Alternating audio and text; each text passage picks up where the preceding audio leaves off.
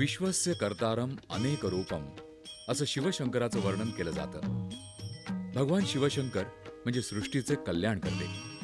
या परब्रह्म स्वरूप परमेश्वराची पूजा लिंग रूपात केली जाते. शिवलिंग हे ओंकार रूपी शिवाचं चिन्ह आहे. संबंध भारतात शिवशंकराची तेजोमय आणि पवित्र अशी 12 स्थानं आहेत. त्यातली 5 स्थानं केवळ महाराष्ट्रात आहेत. बीडजवळ परळी वैजनाथ क्षेत्र परळी ब्रह्मा, वेणू आणि सरस्वती या 3 नद्यांच्या परिसरात वसलेला असून अत्यंत प्राचीन आहे. या शिवक्षेत्रावर शंकर पार्वती सोबतच निवास करतात. 12 ज्योतिर्लिंगांमध्ये फक्त परळीतच दोघांचाही एकत्र निवास आहे. त्यामुळे या स्थानाला अनोखी काशी असंही म्हणतात.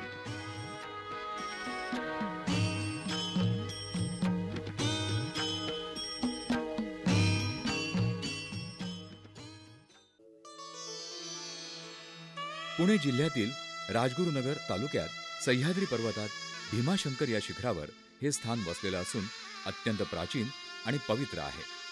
पुराणातल्या वर्णनानुसार गंगा नदीचा उगम शिवशंकराच्या जटेतून झाला, तर भीमा नदीची उत्पत्ती शंकराच्या घामापासून झाली आहे. भीमा नदीचं उगमस्थान श्री क्षेत्र भीमाशंकर.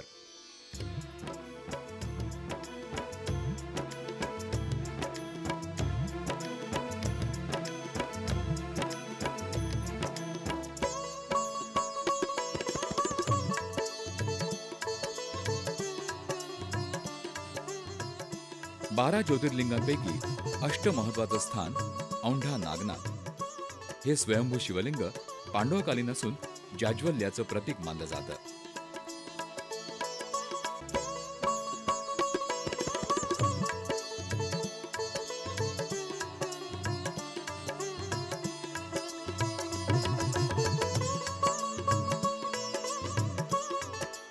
महाराष्ट्रातलं चौथं आणि 12 ज्योतिर्लिंगातलं 10व्या स्थानावर असलेलं श्री क्षेत्र त्र्यंबकेश्वर. नाशिक प्रांती गोमती तीरावरील हे ज्योतिर्लिंग आहे.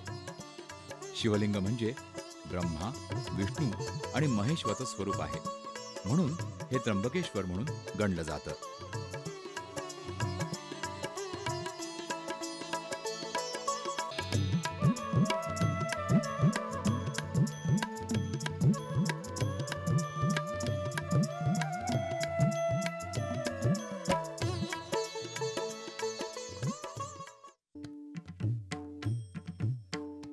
महाराष्ट्रातलं 5वं आणि 12 ज्योतिर्लिंगांपैकी 12व्या स्थानावर असलेलं स्थान श्री घृष्णेश्वर.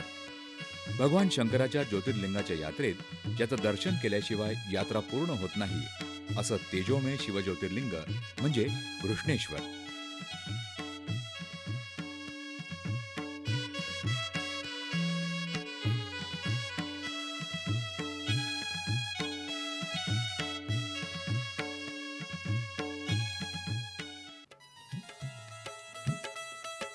ज्योती म्हणजे तेज, ज्योती म्हणजे प्रकाश, ज्ञान, प्रेरणा. ज्योती म्हणजे चेतना. मानव जीवन जेव्हा निस्तेज, निष्क्रिय, निष्प्राण बनतं, तेव्हा परमेश्वराचं सचेतन ज्योतिरूप मानवाच्या अंतरंगात चेतना निर्माण करतं, त्याला नवी दृष्टी देतं. अशी या अद्वितीय तीर्थक्षेत्राची महती. अमर्दकम इदम काशी दुग्धेयम किल जानवी विश्वेशो नागनाथोयम भवानी कनकेश्वर असं औंढा नागनाथाचं वर्णन केलं जातं. शिवशंभोच्या जागृत 12 ज्योतिर्लिंगांपैकी 8व्या स्थानावर असलेलं पवित्र शिवलिंग या मनोरम तीर्थक्षेत्री सदोदित भक्तांची रीघ असते. मुख्य मंदिर काळ्या पाषाणात असून घुमट मात्र सफेद आहे. मंदिराच्या परिसरात अनेक देवतांच्या मूर्ती आहेत. याशिवाय प्राणी, सैन्य अशा अनेक कथाप्रसंगावर आधारित उत्कृष्ट शिल्पांनी अवघा परिसर नटलेला आहे. नागनाथ मंदिराचं आणखी एक वैशिष्ट्य म्हणजे नेहमी मंदिरासमोर असणारा नंदी इथे समोर नसून मंदिराच्या पाठीमागे आहे. 12 ज्योतिर्लिंगांची मंदिरं आहेत. याशिवाय वेदव्यासलिंग, भंडारेश्वर, चिंतामणेश्वर, नीलकंठेश्वर, गणपती, दत्तात्रेय, मुरली मनोहर, दशावतार अशी अनेक मंदिरं तसंच तीर्थसुद्धा आहेत.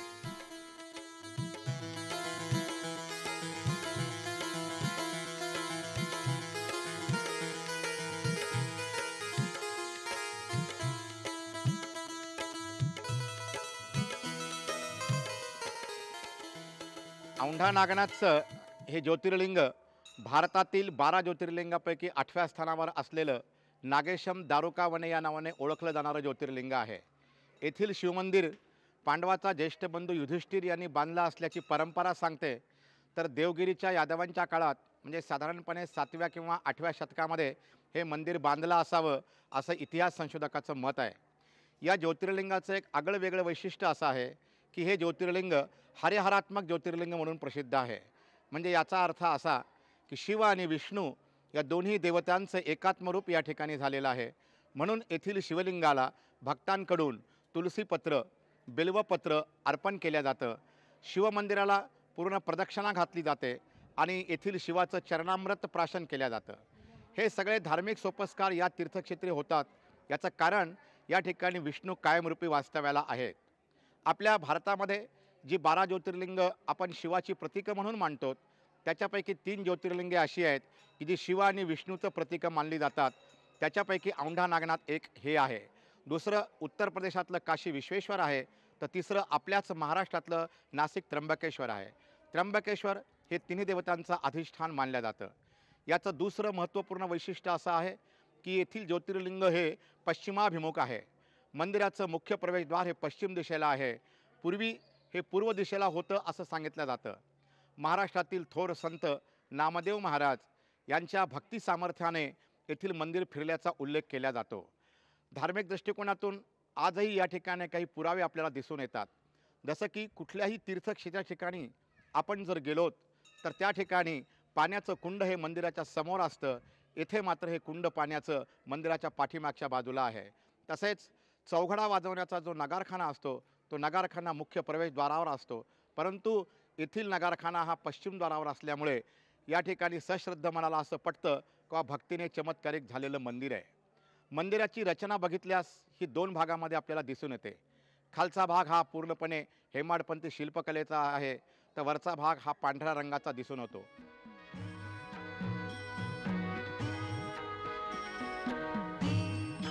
औंढा नागनाथाचं पवित्र शिवलिंग अंतर्वेदातील खोल भुयारात आहे. खाली उतरताच जणू पाताळात वसलेल्या दिव्य नागनाथ शिवलिंगाचं दर्शन होतं. मन तृप्त होतं. मनात आनंद मावेनासा होतो. त्या दिव्य ज्योतीच्या अस्तित्वानं ओंकाराच्या निनादात आपण भारून जातो.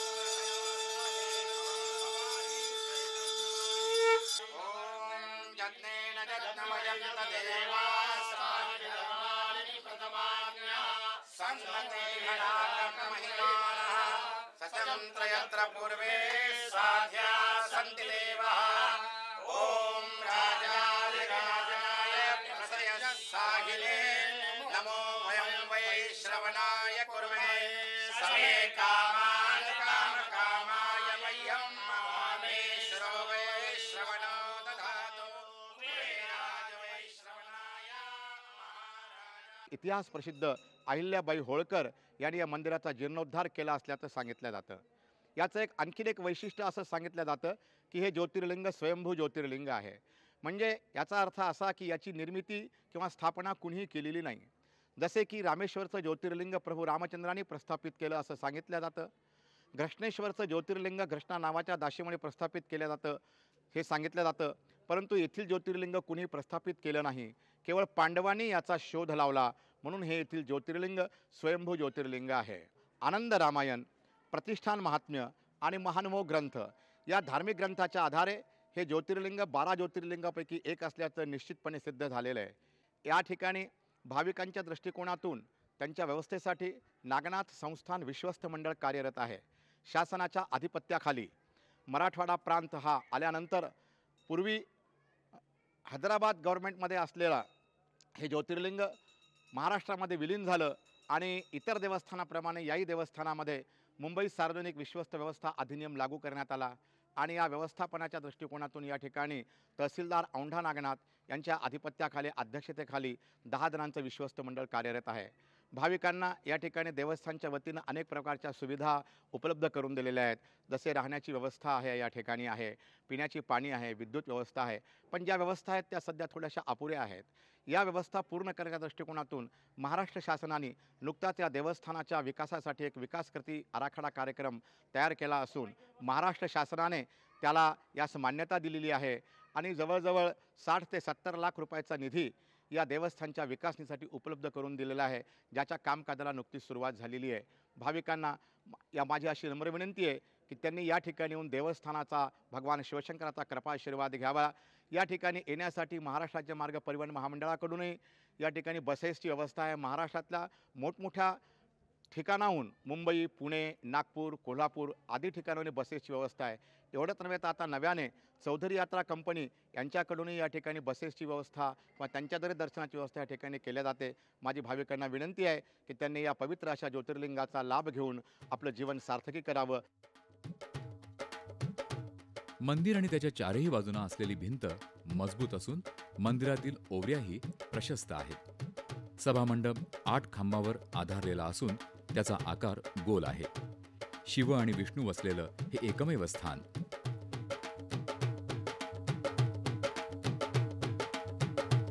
धन्य तू दयाळू दयाळू प्रभू नागनाथा, तुझ्या द्वारी आहे शनीचे मंदिर। सासा सुनाची तिथे बारव, क्षमा मागू सारे नामदेव संता। धन्य तू दयाळू प्रभू नागनाथा, धन्य तू दयाळू प्रभू नागनाथा।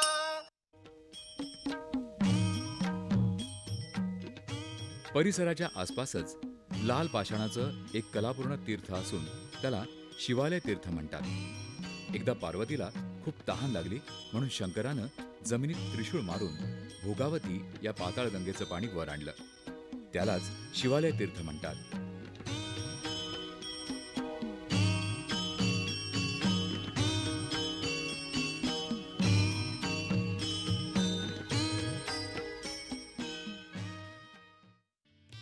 शिवालय तीर्थाच्या पूर्व दिशेला थोड्या अंतरावरच श्री घृष्णेश्वराचं पूर्ण ज्योतिर्लिंग विराजमान आहे।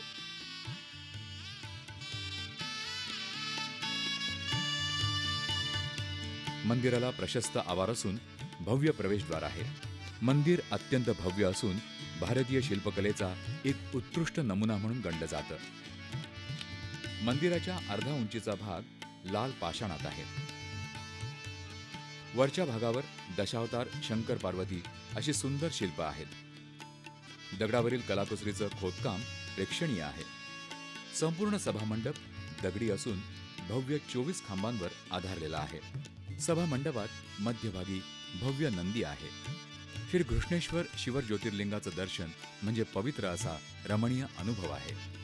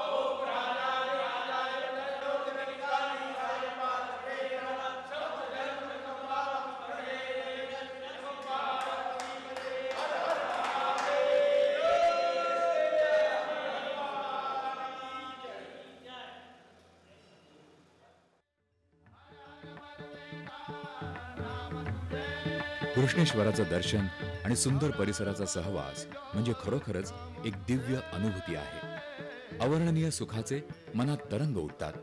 मन प्रसन्न होतं.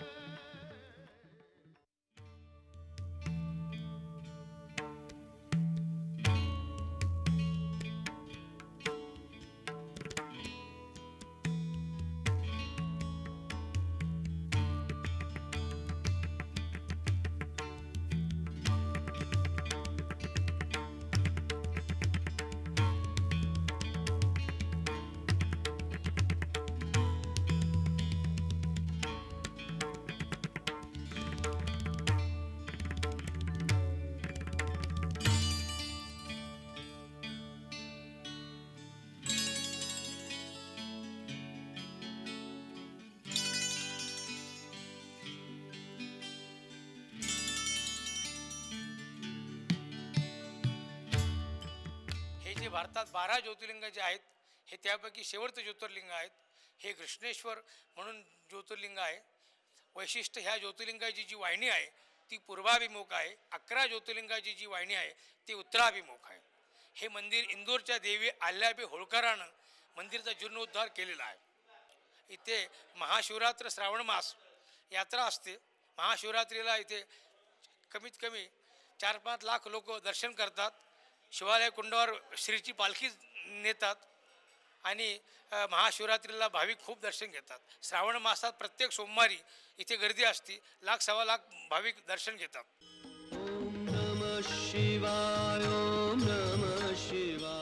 शुभंकर शंकर ज्योतिरूप शिवस्थानाच्या दर्शनानं आपलं मनुष्य जीवन सुखी, समाधानी, पुण्यमय आणि कृतार्थ होतो अशी विश्वासाची ज्योत मनात निर्माण होते. ओम नमः शिवाय, ओम नमः शिवाय, हर हर भोले नमः शिवाय, ओम नमः शिवाय, ओम नमः शिवाय, हर हर भोले नमः शिवाय, ओम नमः शिवाय, ओम नमः शिवाय, हर हर भोले नमः शिवाय, ओम नमः शिवाय.